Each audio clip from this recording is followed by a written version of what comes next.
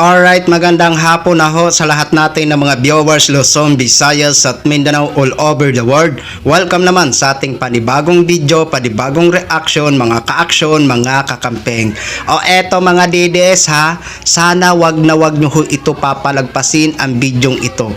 Pakinggan nyo ho, patapusin nyo hanggang dulo nang sa ganon maunawaan nyo at maintindihan nyo kung sakali man makunbik ito si Sara Lustayera dito sa Article 1. Kaya hinihikayat ko kayo kung gusto nyong hindi na magtaka balang araw kung bakit nakunbik ito si Sara dito sa Article 1 kung sakali makunbik ha. Para na sa ganon maunawaan nyo, no? Kung gusto nyo lang. Kaya sabi ko sa inyo, sana wag nyo ho ito papalagpasin, okay?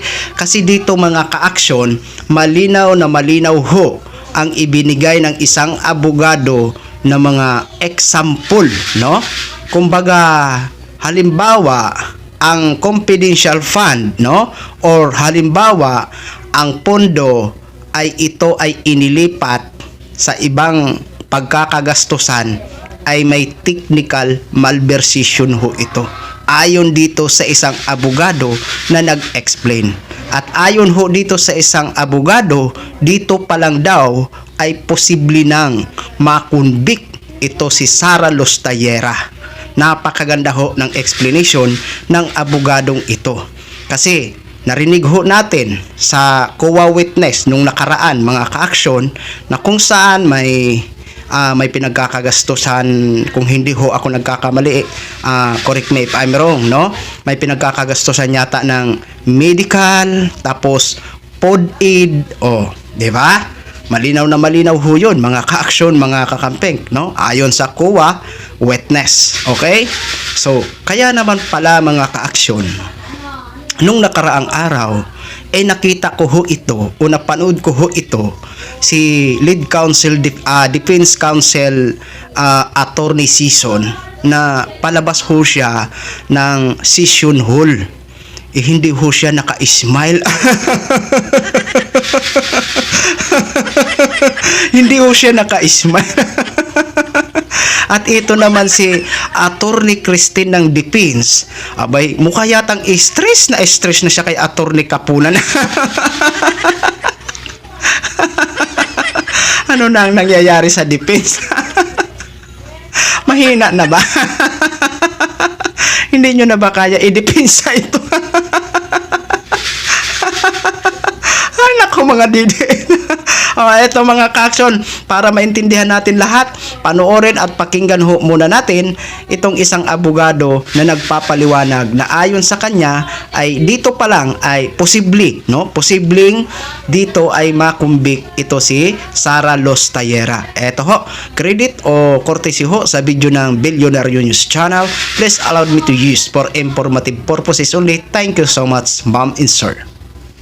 Ngayon pa lang maaari na raw makonvict si VP Sara dahil sa misuse of confidential funds. Ayon ito sa Associate Dean ng UP College of Law na si Attorney Paulo Tamase.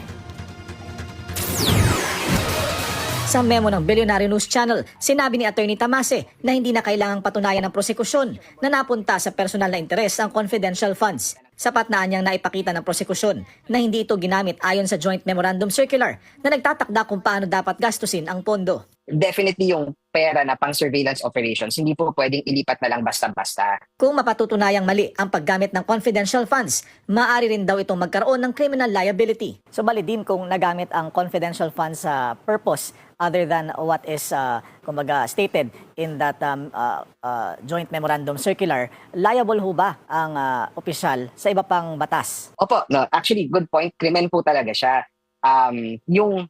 Pag malversation po yung offense na kapag may pera ng bayan, parang ipinersonal mo na gamit. So halimbawa, mayroong budget para sa pagpapaayos ng inyong opisina, bumili ka ng sasakyan para sa sarili mong gamit. Malversation po iyon.